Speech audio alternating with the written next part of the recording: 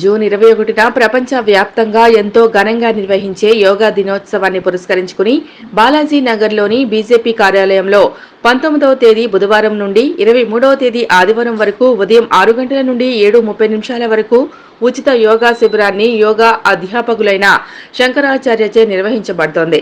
ఈ సందర్భంగా వారు మీడియాతో మాట్లాడారు.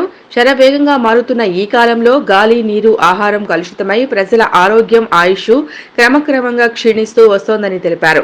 చిన్నపిల్లల నుండి పెద్దల వరకు ఊబకాయం, మధుమేహం, రక్తపోటు, గ్యాస్, నరాల బలహీనత, కీళ్ల నొప్పులు, కంటి చూపు మందగించటం, శ్వాస, గుండెకు సంబంధించిన వివిధ సమస్యలతో, పని ఒత్తిడితో వచ్చే అలసట, తలనొప్పి, నిద్రలేమినతో ప్రజలు నానా యాతనలు అనుభవిస్తున్నారని తెలిపారు.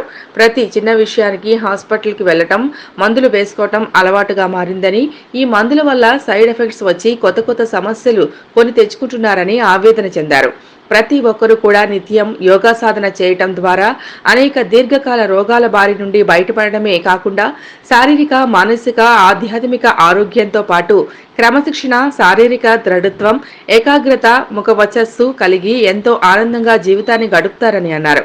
ఈ అవకాశాన్ని ప్రతి ఒక్కరూ సద్వినియోగం చేసుకోవాలని, మీకోసం ఒక గంట సేపు అనే నినాదంతో ప్రతి ఒక్కరూ యోగా జీవన విధానాన్ని అలవాటు చేసుకోవాలని కోరారు.